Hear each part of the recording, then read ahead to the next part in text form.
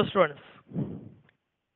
तो आज हम शाहू स्क्रीनिंग टेस्ट के लिए ओहम्स लॉ, मतलब आज का जो सेशन चलेगा इसमें हम स्टडी करेंगे Ohm's law.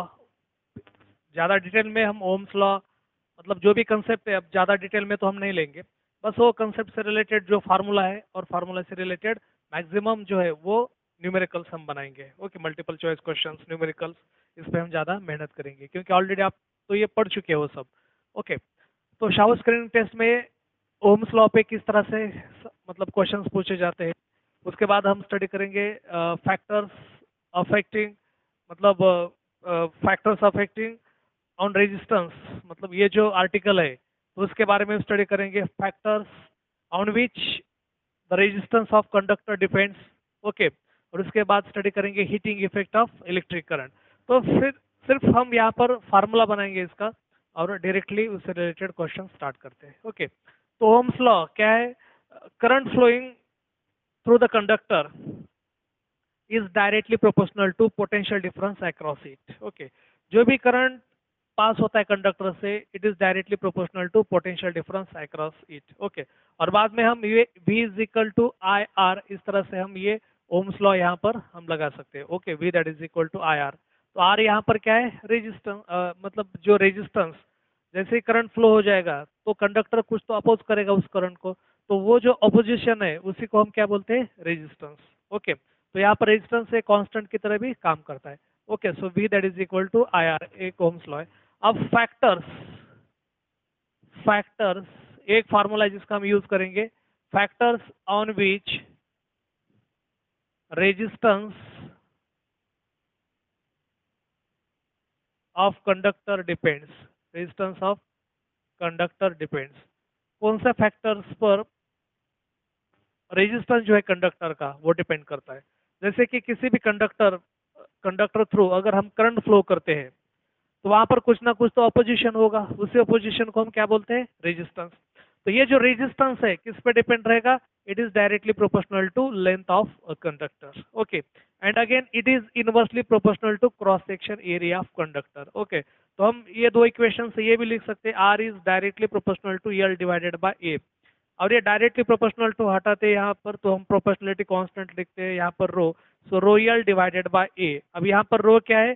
So that is the resistivity of material या फिर जो भी कंडक्टर है। ओके, रेजिस्टिविटी ऑफ मटेरियल या फिर conductor. Okay, resistivity of material. तो रो इस तरह से भी हम लिखेंगे, rho that is equal to what is that? R A divided by L, R A divided by L, so that is the resistivity. Okay, अब रेजिस्टिविटी का unit जो है एसआई यूनिट, रेजिस्टिविटी का ये क्या आ जाएगा? SI unit. ओके, तो उसको हम ओम मीटर में मेजर कर सकते हैं। ओम मीटर कैसे आता है? जैसे रेजिस्टेंस का एसआई मतलब यूनिट जो है ओम, ओम में मेजर कर सकते हैं, ये मीटर स्क्वायर और ये मीटर, तो क्या आ जाएगा? ओम मीटर। तो एसआई यूनिट ओम मीटर। तो ये एक फार्मूला बन रहा है, इस फार्मूले पर भी हम कुछ क्वेश्चंस यहाँ पर स्टडी करेंगे। V is equal to I R resistivity, या फिर R is equal to rho L divided by A, या फिर resistivity that is equal to R A divided by L. Okay, ये एक फार्मूला हम यूज करेंगे। इसके बाद हम ये स्टडी करेंगे जैसे कि heating effect of electric current. Okay, तो heating effect of electric current क्या होता है? Heating effect of electric current,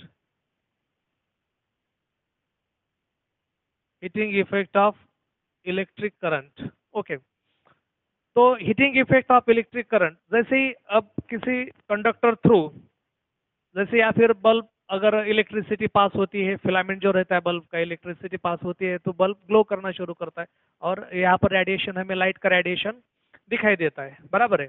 अब वहां पर क्या हो रहा है? हीट प्रोड्यूस हो रही है, मतलब जो भी एनर्जी है वहां पर कौन सी है? हीट एनर्जी वहां पर प्रोड्यूस हो रही है। या फिर जैसे कि आयरन जो है वहां पर अगर हम इस्त्री मालूम है आपको? ओके, तो आयरन अगर उसको हम करंट पास करते हैं उसमें से तो वहां पर हीट प्रोड्यूस हो जाती है। तो ये जो भी हीट वहां पर प्रोड्यूस हो रही है, तो हीट ये किसके बराबर होती है? So heat is directly proportional to square of current flowing through it. Okay, so that is directly proportional to, heat is directly proportional to square of current, okay, flowing through it. Heat is directly proportional to resistance of that particular material, and heat is directly proportional to time up to which current flows through it. Okay, तो जितने देर तक current flow हो जाएगा उतनी वहां पर heat क्या हो रही है, प्रोड्यूस हो रही है। ज़्यादा देर तक करंट फ्लो होगा तो ज़्यादा हीट वहां पर प्रोड्यूस होगी। तो हीट जो है ये तीन चीज़ों पे डिपेंड रहेगा। तो हीटिंग इफेक्ट, अब ये जो है करंट फ्लो होने से या फिर करंट पास होने से वहां पर हीट प्रोड्यूस हो रही है, इसलिए तो हम बोलते हैं heating effect of electric current. Okay, तो यहाँ पर हीट जो है, heat is directly proportional to क्या आ जाएगा, या फिर हम प्रोपोर्शनलिटी कांस्टेंट 1 लगाकर भी उसको डायरेक्टली लिख सकते हैं। H is equal to what is that, I square R T. Okay, तो हीट जो है आई स्क्वेयर आर टी एक फार्मूला बन गया हीट का।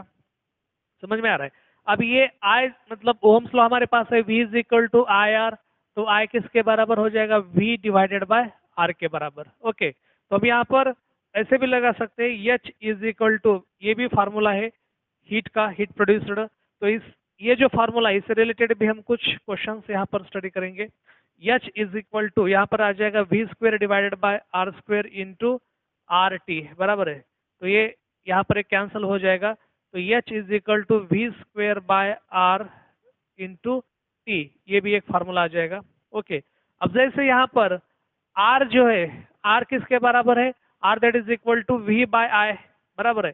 तो ये फिर से वही फार्मूला बन जाएगा, H is equal to V square, और आर जो है किसके बराबर है, R that is equal to what is that, V by I. तो ये v यहाँ पर हम लगाएंगे, i ऊपर चला जाएगा इंटू टी, तो ये कैंसिल हो जाएगा। तो H is equal to V I T, ये भी एक फार्मूला बन रहा है। तो अलग अलग यहाँ पर हम यहाँ पर क्या कर रहे हैं, फार्मूला बना रहे हैं। Okay, R that is equal to V by I. Okay, तो वी बाय आई, आई ऊपर चला गया, यहाँ पर आर। ओके, तो इस तरह से एक वी आई टी एक फार्मूला बन जाएगा हीट का। तो ये अलग अलग फार्मूले हैं, ये फार्मूला है, ये भी हीट का फार्मूला है। तो इस ये जो फार्मूला है इससे रिलेटेड हम कुछ न्यूमेरिकल्स यहाँ पर स्टडी करेंगे, एमसीक्यूज मल्टीपल चॉइस क्वेश्चंस, मतलब शाउ स्क्रीनिंग टेस्ट में किस तरह से सवाल इस टॉपिक पर, इस कंसेप्ट पे पूछे जाते हैं, हम स्टडी करेंगे। ओके, ये समझ में आ गया। अब पावर, ये जो पावर है, पावर के बारे में थोड़ा सा हम यहाँ पर स्टडी करेंगे। ओके, ये तो बन गया अपना heating effect of electric current. Next power, electric power. तो पावर क्या है, work divided by time. Okay, electric power, ये सारे एक साथ ही फार्मूले यहां पर बनाऊंगा मैं। इलेक्ट्रिक पावर, इलेक्ट्रिक पावर, तो ये पावर किसके बराबर है, वर्क डिवाइडेड बाय टाइम के बराबर। और ये वर्क ही किसके बराबर होता है, work that is energy. Work क्या है, एनर्जी है, टाइप ऑफ एनर्जी। और ये एनर्जी क्या है, हीट एनर्जी। तो power that is equal to, हम ऐसा भी लिख सकते हैं, वर्क की जगह पर हम लिखेंगे I square R T, I square R T divided by T. तो टी टी कैंसिल हो रहा है, power that is equal to I square R. P is equal to, अब आई स्क्वेयर को हम ऐसे भी लिख सकते हैं यहाँ पर, what is that, I square that is equal to, जैसे कि ये आई स्क्वेयर है तो वी स्क्वेयर,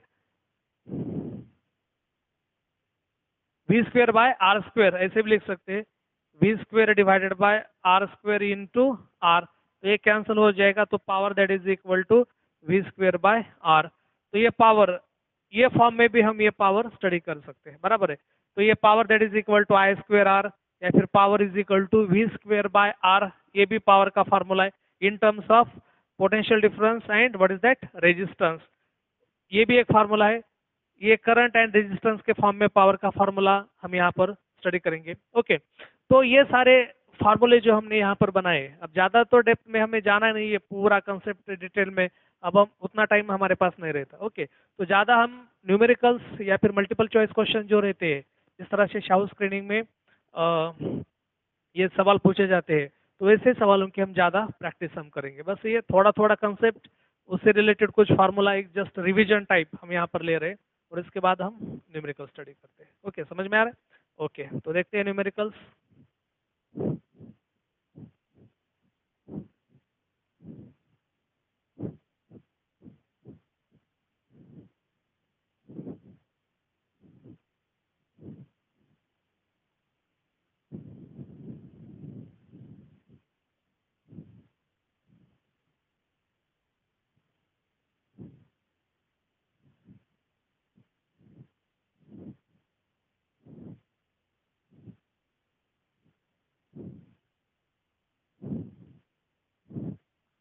तो यहाँ पर पहला सवाल लेते हैं।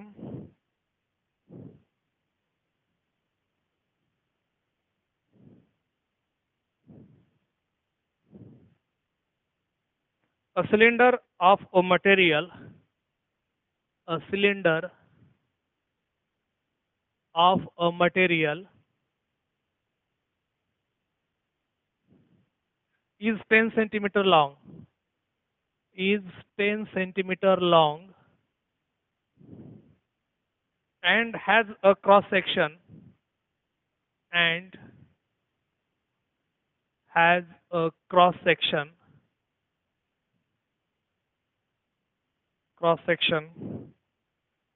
of 2 centimeter square, of 2 centimeter square. If its resistance, if its resistance, if its resistance along the length be along the length be along the length be 20 ohm, 20 ohm, what will be its resistivity? 20 ohms. What will be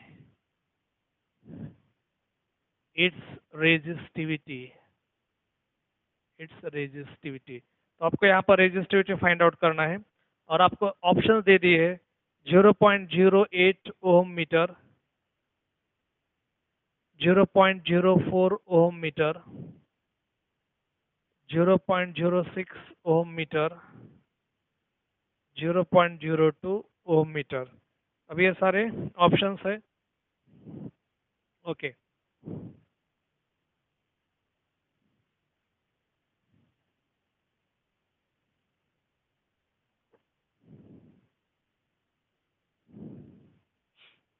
तो data हमारा यहाँ पर कैसा है, maximum CGS unit में है और आपको पूछा है एसआई यूनिट में। ओके, तो रेजिस्टिविटी का हमारे पास फार्मूला है, what is that, rho that is equal to, जैसे कि रेजिस्टेंस का फार्मूला क्या है, रो यल डिवाइडेड बाय ए।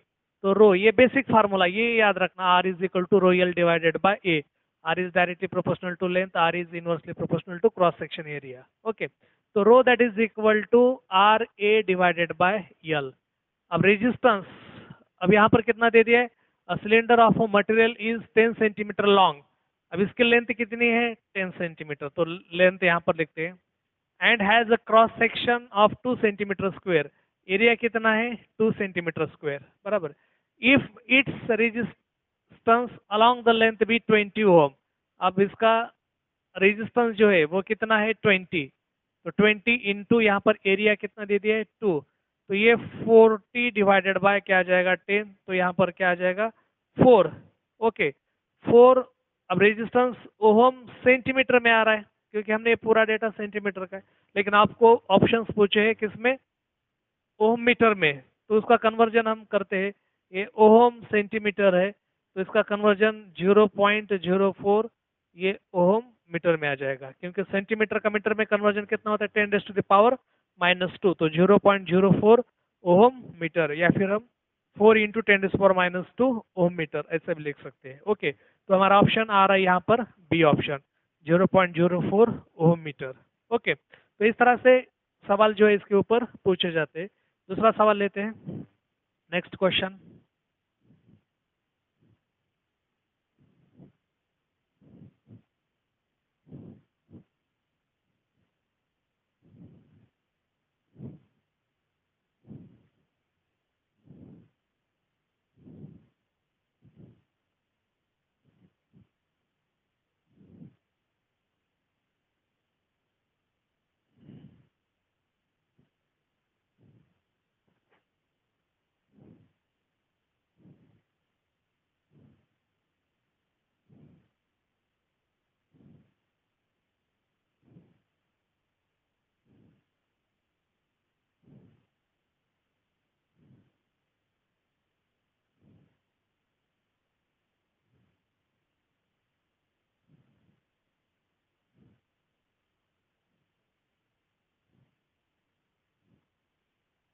अब ऐसे भी सवाल पूछे जाते हैं if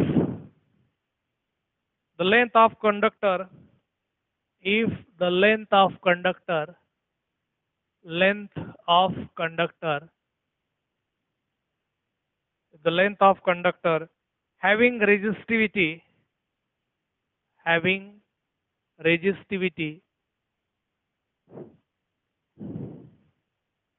1.5 into 10 raised to the power minus 8 ohm meter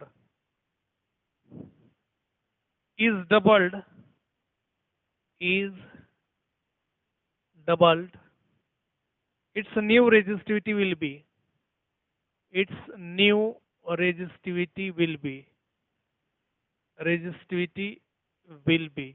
तो इसकी नई रेजिस्टिविटी क्या हो सकती है? ऑप्शन दे दिए यहाँ पर 2 into 10 raised to the power minus 8 ohm meter।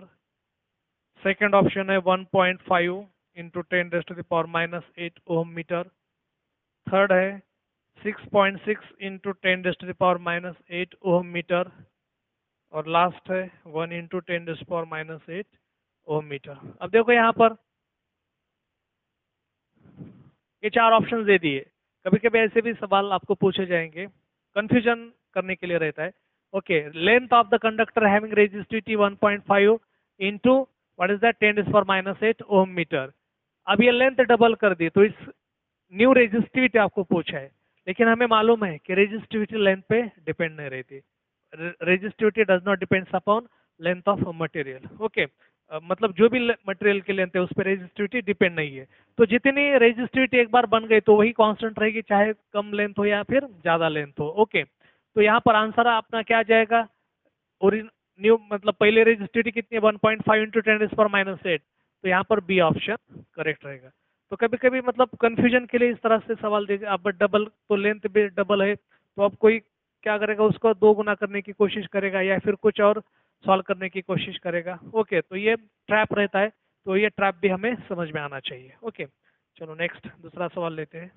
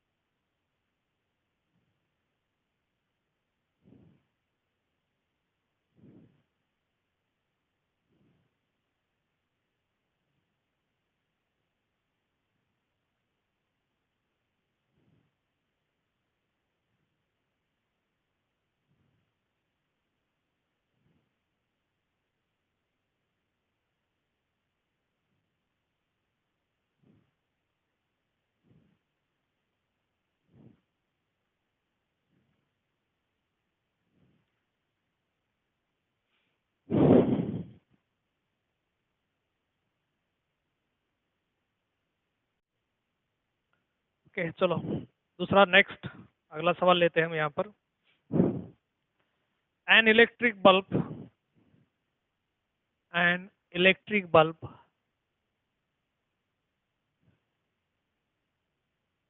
is rated, is rated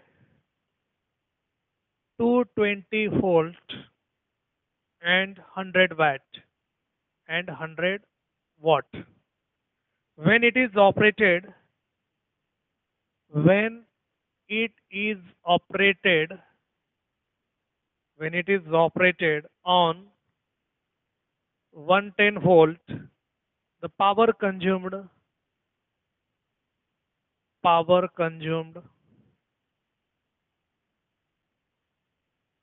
will be, power consumed will be। तो इसमें पहला ऑप्शन है 100 वॉट, दूसरा ऑप्शन है 75 वॉट, तीसरा ऑप्शन है 50 वॉट, चौथा ऑप्शन है 25 what. Okay,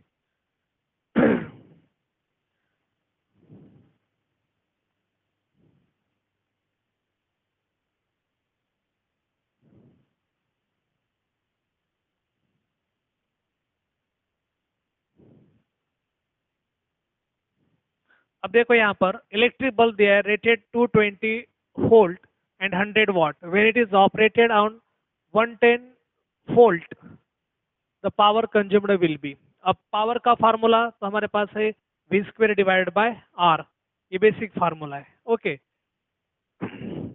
power that is equal to V square by are.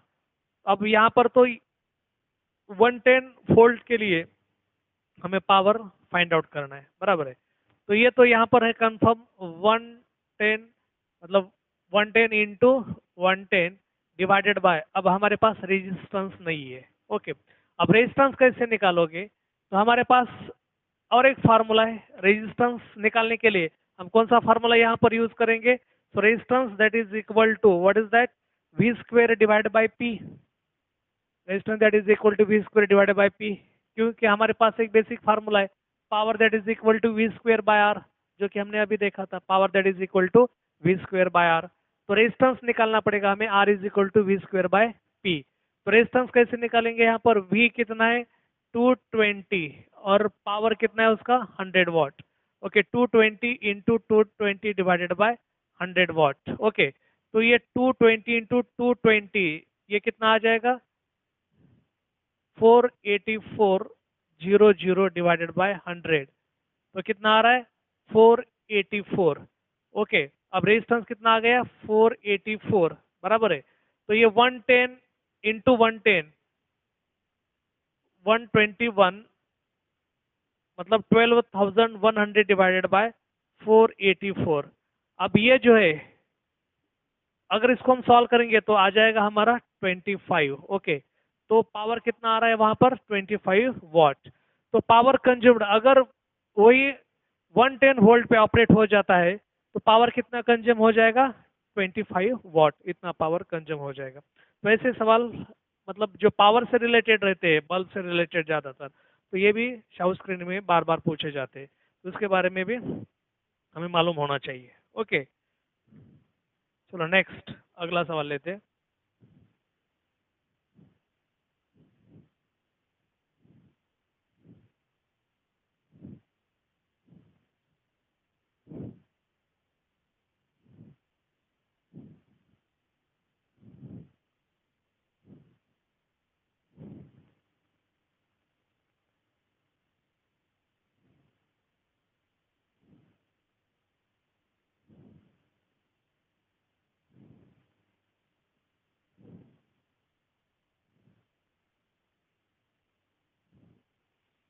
two lamps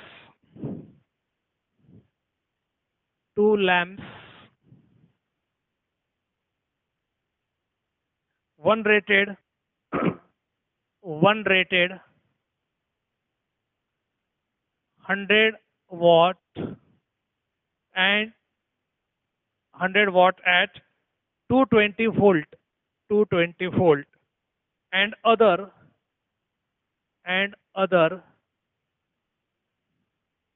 60 watt 60 watt at 220 volt are connected in parallel are connected in parallel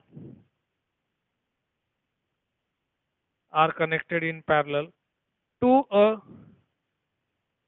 to a 220 volt supply 220 volt supply. What is current drawn? What is current drawn from the supply line? From the supply line. From the supply line. Okay. तो option है यहाँ पर, first option यहाँ पर आ जाएगा 0.727 ampere, second 1.272 ampere, third अभी approximate भी हो सकता है, नियर अबाउट। ओके, 0.527 एम्पियर और लास्ट वाला है 2.72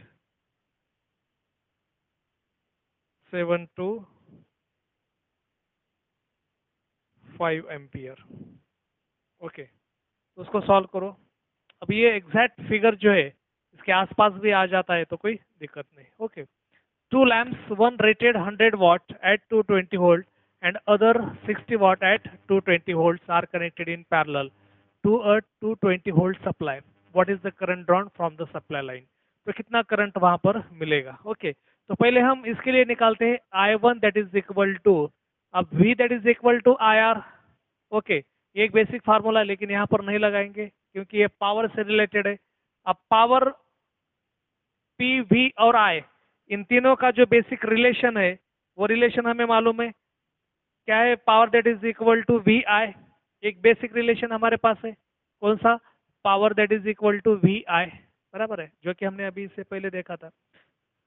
अब करंट जो है तो कितना? P1 डिवाइडेड बाय V1, तो V1 तो एक ही है, वोल्टेज 220। तो पहले के लिए पावर कितना है? फर्स्ट के लिए 100 वॉट डिवाइडेड बाय 220, बराबर है, 100 वॉट डिवाइडेड बाय 220, तो ये कितना आ जाएगा? नीचे 11 और ऊपर 5, 5 डिवाइडेड बाय 11 एम्पियर, बराबर है। 2 से अगर हम उसको डिवाइड करेंगे, ओके, तो इतना आ जाएगा, या फिर सॉरी 20 से डिवाइड करते, मतलब 20 से यहाँ पर ये करेंगे तो अब I2 कितना आ जाएगा? P2 divided by V। P2 कितना है हमारे पास? पावर 60 वॉट डिवाइडेड बाय 220, तो ये 3 डिवाइडेड बाय 11 एम्पियर आ जाएगा। अब टोटल करंट कितना मिल रहा है? I1 प्लस I2, तो कितना है यहाँ पर? 5 divided by 11 plus 3 divided by 11, तो 8 डिवाइडेड बाय 11 आ जाएगा। तो 8 डिवाइडेड बाय 11 किसके बराबर आता है? 0.727 एम्पियर। ओके, शायद 78 भी हो सकता है यहाँ पर लास्ट वाली फिगर। ओके, तो अप्रोक्सीमेटली हमारा आंसर आ रहा है फर्स्ट 0.727 एम्पियर। तो ऐसे भी सवाल इस तरह के, मतलब पावर से रिलेटेड जो कंसेप्ट है आपको पूछे जाएंगे। ओके, तो दूसरा सवाल लेते हैं। ज़्यादा प्रैक्टिस ऐसे करेंगे, मतलब अगले नेक्स्ट लेक्चर में भी हम इससे ऊपर कुछ और सवाल ले सकते हैं। ओके, बाद में तो वो जो कंसेप्ट है series and parallel combination, resistance in series and resistance in parallel, उसमें भी मतलब कॉम्प्लिकेटेड सर्किट जो रहते हैं उसके ऊपर सवाल पूछे जाते हैं, तो क्वेश्चंस ले लेंगे हम।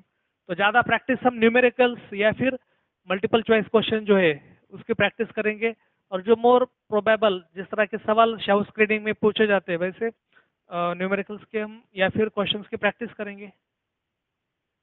कंसेप्ट तो आपको ऑलरेडी हो चुका है ये।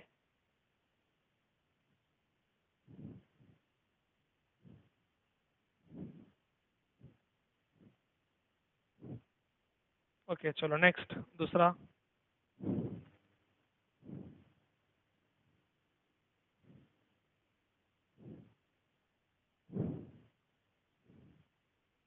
how much charge flows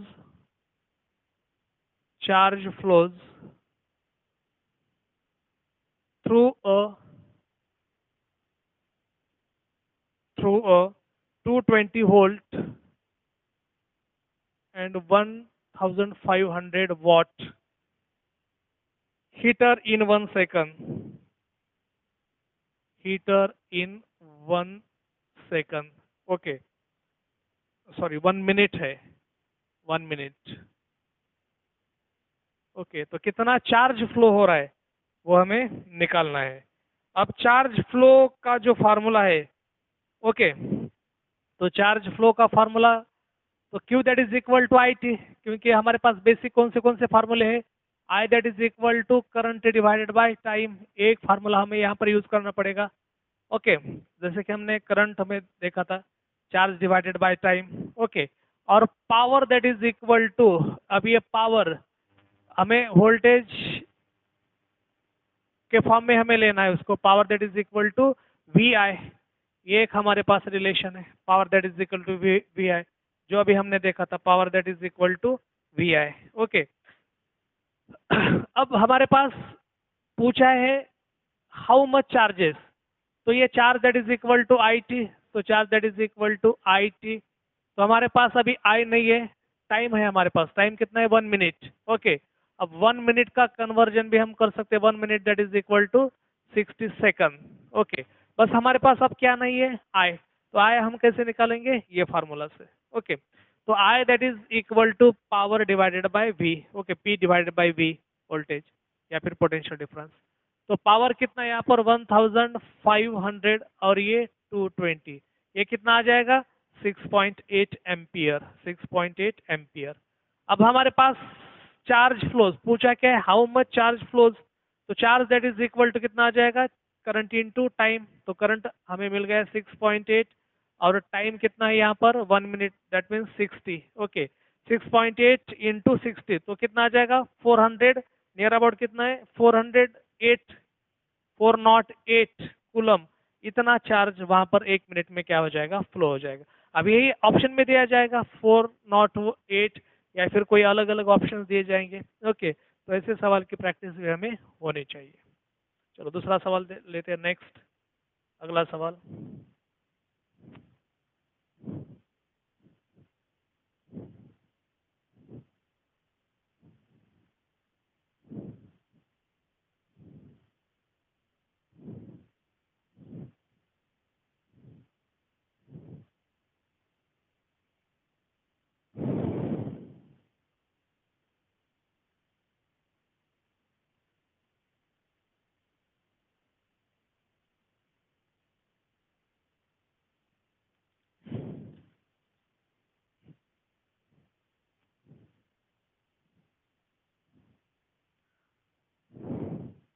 flow of charge, अब ये थोड़ा सा न्यूमेरिकल टाइप लेंगे, इस पे मल्टीपल चॉइस क्वेश्चन में भी ये पूछा जाता है।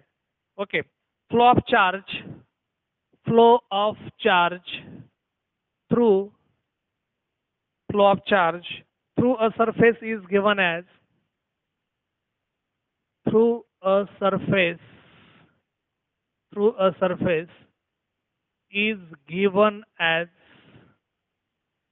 is given as a flow of charge दे दिया है q that is equal to 4t square plus 2t for 0 to 10 second, 0 to 10 second. अब इसमें पूछा है, देखो क्या, दो सवाल है इसमें। Find the current through the surface, find the current through the surface, through the surface at t is equal to 5 seconds, at t is equal to 5 seconds। और इसमें दूसरा सवाल है, find the average current for, find the average current for, average current for 0 to 10 second, 0 to 10 second. Okay, तो इसमें दो सवाल है।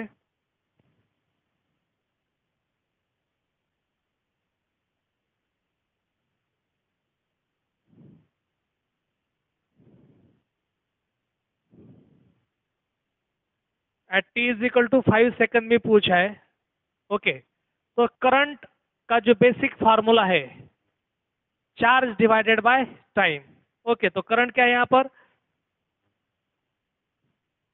चार्ज मतलब rate of flow of charge, so that is the current. So D Q divided by D T, ये भी हम यहाँ पर लिख सकते हैं, क्योंकि अब ये इसमें पूछा है 4t स्क्वायर प्लस 2t। अगर इस तरह के सवाल पूछे जाते हैं तो मतलब डरना नहीं है, तो आपका उसका डिफरेंशिएशन जो है वो हमें निकालना पड़ेगा। ओके, तो d divided by D T, किसका डिफरेंशिएशन लेना है 4t स्क्वायर प्लस 2t। अब कैसे डिफरेंशिएशन लेंगे हम इसका, तो ये डिफरेंशिएशन जो है कैसे लेंगे, 4t स्क्वायर मतलब क्या आ जाएगा, ये इधर आ जाएगा 8t, मतलब 2 से 4 मल्टीप्लाई करते हैं, मतलब 2 पावर से -1 हम यहाँ पर कम करते हैं, और ये 2 इंटू 4 तो ये क्या आ जाएगा 8t प्लस, अब ये पावर कितना यहाँ पर 1, 1 इंटू 2 कितना आ जाएगा 2। ओके, और उससे भी कम करेंगे तो 0 आ जाएगा, टी टू द पावर 0 तो मतलब कुछ भी नहीं, तो ये 8t प्लस 2 आ जाएगा यहाँ पर। ओके, तो इसका डिफ्रेंसिएशन जो है कितना आ जाएगा, 4t स्क्वायर प्लस 2t का 8t प्लस 2। अब हमें टाइम कितना दे दिया है, t that is equal to 5 second के लिए कितना करंट वहां पर, find the current through the surface, ये पूछा है। तो 8 इंटू 5 प्लस 2 तो कितना आ जाएगा, 40 plus 2, so that is 42 ampere. तो ऐसे भी सवाल आपको पूछे जाएंगे। दूसरा क्या है, फाइंड द एवरेज करंट। तो एवरेज करंट क्या आ जाएगा, I that is equal to charge divided by time, average current. Okay, तो यहाँ पर जो दे दिया है, कितना दे दिया है, 4t स्क्वायर, चार्ज कितना है 4t square plus 2t divided by t, और हमें पूछा है 0 टू 10 सेकंड के लिए, मतलब t कितना यहाँ पर 10 सेकंड यहाँ पर लेंगे। ओके, तो ये 4 into 10 square plus 2 into 10 divided by 10। Okay, तो ये कितना आ जाएगा, ये 100, मतलब ये 400 आ जाएगा प्लस 20 डिवाइडेड बाय 10। ओके, तो ये कितना आ जाएगा फिर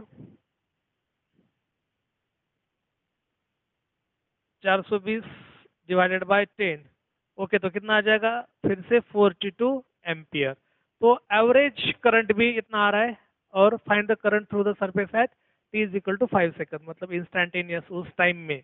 ओके, और एवरेज 0 टू 10 सेकंड में एवरेज भी हमें इस तरह से निकाल सकते हैं, और at t is equal to 5 second ये भी हम यहाँ पर इंस्टेंट, मतलब उसी टाइम के लिए भी हम करंट निकाल सकते हैं, और एवरेज करंट इतना आ रहा है, तो दोनों भी सेम आ रहा है यहाँ पर। ओके, तो ऐसे भी सवाल आपको पूछे जाएंगे, इसकी भी प्रैक्टिस हमें होनी चाहिए। ओके, चलो दूसरा सवाल देखते हैं।